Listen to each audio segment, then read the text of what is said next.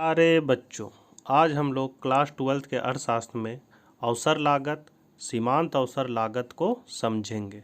शुरू करने से पहले आपसे निवेदन है कि जो कोई मेरे चैनल पर नए हैं कृपया करके चैनल को सब्सक्राइब कर दें, बेल आइकन को दबा दें, जिससे मेरे प्रत्येक वीडियो की नोटिफिकेशन आपको मिलती रहेगी। व्यष्टि अर्थशास्त्र का परिचय। अवसर लागत की परिभाषा। त्याग की जाने वाली सर्वश्रेष्ठ अवसर का मूल्य ही किसी अवसर की अवसर लागत है। दूसरे शब्दों में हम कह सकते हैं कि एक वस्तु को प्राप्त करने के लिए त्याग की गई दूसरी वस्तु की मात्रा को अवसर लागत कहा जाता है। एक आदमी को एक जगह 10,000 का नौकरी मिल रहा है और किसी दूसरे जगह पर 15,000 का नौकरी मिल रहा है, तो जाहिर सा बात है वह 15,000 का नौकरी को करेगा और 10,000 को वह छोड़ देगा, तो वही उसका अवसर लागत कहलाएगा। मान लिया जाए कि एक किसान भूमि के टुकड़े से 40 क्विंटल गेहूं, 60 क्विंटल मक्का और 50 क्विंटल चावल का उत्पादन कर सकता है, लेकिन वह मक्का के उत्पादन का निर्णय करता है। इस परिस्थिति में उसे गेहूं एवं चावल का उत्पादन करने के विचार को त्याग करना होगा। अर्थात किसान को एक अवसर मक्का को उत्पादन को प्राप्त करने के लिए दो अवसरों गेहूं का उत्पादन एवं चावल का उत्पादन का त्याग करना पड़ता है। क्या आप बता सकते हैं किसान के द्वारा त्याग की जा रही अवसरों में सर्वश्रेष्ठ अवसर कौन है? निसंदेह चावल के उत्पादन का अवसर ही मक्का उत्पादन का सर्वश्रेष्ठ वैकल्पिक अवसर है, क्योंकि चावल से 50 क्विंटल करता है और गेहूं 40 क्विंटल, तब उसमें दोनों में से 50 क्विंटल अधिक है, लेकिन सबसे ज़्यादा वह मक्का के उत्पादन को करता है, इसलिए वह मक्का को ही चुनता है। इसलिए कह सकते हैं कि चावल के उत्पादन का अवसर ही मक्का उत्पादन का सर्वश्रेष्ठ वैकल्पिक अवसर है। त्याग की गई इस सर्वश्रेष्ठ अवसर का मूल्य ही चयनित अवसर की अवसर लागत है। सीमांत अवसर लागत।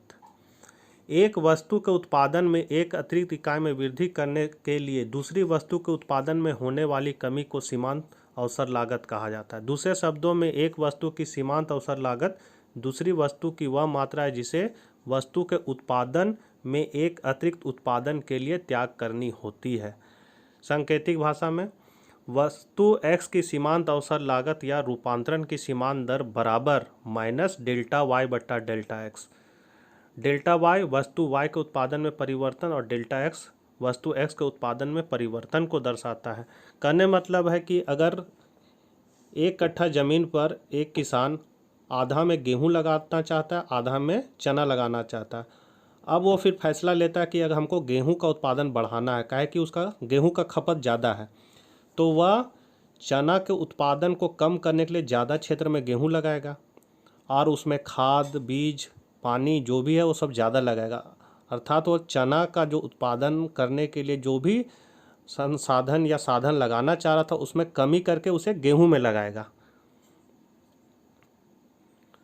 सीमांत अवसर लागत एक वस्तु के उत्पादन मात्रा के सापेक्ष दूसरी वस्तु के उत्पादन मात्रा में परिवर्तन की दर है। यह उत्पादन संभावना वक्र के किसी बिंदु पर उसकी ढाल को मापती है। सीमांत अवसर लागत की धारणा को निम्न तालिका से स्पष्ट किया जा सकता है। तो हम लोग देख रहे हैं उत्पादन संभावना वक्र क्या है, ABCDEF लिए हैं। चावल का उत्पादन, चावल को हम लोग x मान लेते हैं, तो यहाँ 0 है, 5, 10, 15, 20, 25। गेहूं का उत्पादन y 36, 31, 25, 18, 10 और 0। तो डेल्टा x मतलब वस्तु x में वृद्धि कितनी हो रही है, तो 0 मतलब खाली, 5 का 5, 10 में 5 को घटा देंगे 5, 15 में 10 को घटा देंगे 5, 20 में 15 को घटा देंगे 5 और 25 में 20 को घटा देंगे 5। उसी तरह वस्तु y में कमी कितनी हो रही है, डेल्टा y, तो इसका उल्टा हम घटाएंगे 0 का, 10 में 0 घटाएंगे 10, 18 में 10 घटाएंगे 8। इसी तरह ऊपर वाले से नीचे को घटाएंगे, ये संख्या में प्राप्त होगी। सीमांत अवसर लागत क्या निकलेगा, तो 5 में 5 को भागा दे देंगे, तो कितना आएगा 1, फिर 6/5, तो कितना हो जाएगा 1.2, 7/5 बराबर 1.4, 8/5 1.6 और 10/5 2 सीमांत अवसर लागत प्राप्त होगी। इस तालिका से स्पष्ट है कि सीमांत अवसर लागत बढ़ रही है। अब प्रश्न है कि सीमांत अवसर लागत बढ़ती क्यों है।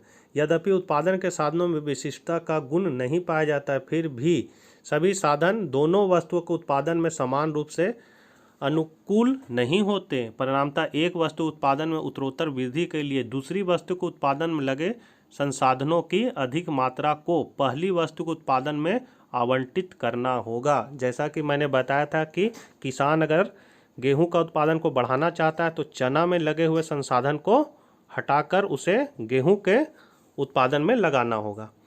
जैसे किसी अर्थशास्त्र के अध्यापक को गणित की कक्षा में भेज दिया जाए तो वह गणित विषय को पढ़ाने में अर्थशास्त्र विषय की तुलना में कम अनुकूल होगा। ठीक उसी प्रकार भवन निर्माण में लगे कुशल श्रमिक कृषि कार्य के लिए कम अनुकूल होते हैं।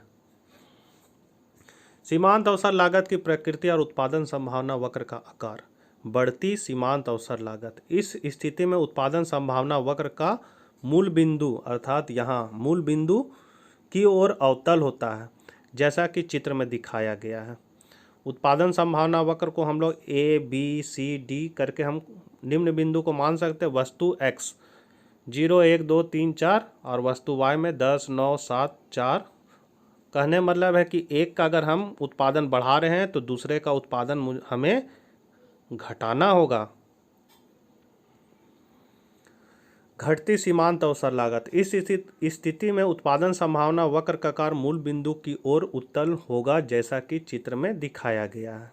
चित्र में दिखाया गया मूल बिंदु की ओर क्या है, उत्तल है। इसमें भी वही है, उत्पादन संभावना वक्र के निम्नलिखित बिंदु है जैसे A B C D E. वस्तु x का उत्पादन कितना है 0 1 2 3 4 और वस्तु y का उत्पादन 22 15 9 4 0 है। अर्थात x वस्तु का अगर उत्पादन बढ़ रहा है तो y वस्तु का उत्पादन को घटाना होगा या संसाधन उसमें कम लगाना होगा। अगर हमको y का बढ़ाना है तो x में संसाधन कम लगेगा, जिससे उसका उत्पादन कम होगा। स्थिर सीमांत अवसर लागत। इस स्थिति में उत्पादन संभावना वक्र एक सरल रेखा होगी, जैसा कि चित्र में दिखाया गया है। ए बी रेखा उत्पादन संभावना वक्र है, जो क्या है, सीधी रेखा या सरल रेखा है। इसमें भी वही है, उत्पादन संभावना वक्र A B C D E विभिन्न बिंदु पर। यहाँ पर हम विभिन्न बिंदु को मान सकते हैं, जैसे ए बिंदु है, बी बिंदु, यहाँ सी डी और ई मान सकते हैं। वस्तु x का उत्पादन 0 1 2 3 4 मतलब x का उत्पादन बढ़ाना है तो y वस्तु के उत्पादन में जो लगे हुए साधन है उसे x में लगाना होगा, और अगर y का बढ़ाना है तो x का संसाधन को या साधन को हमें y में लगाना होगा। मतलब एक में कमी करेंगे तभी दूसरे में वृद्धि होगी। समझने में अगर किसी तरह की परेशानी है तो मुझे कमेंट बॉक्स में अवश्य लिखें। धन्यवाद।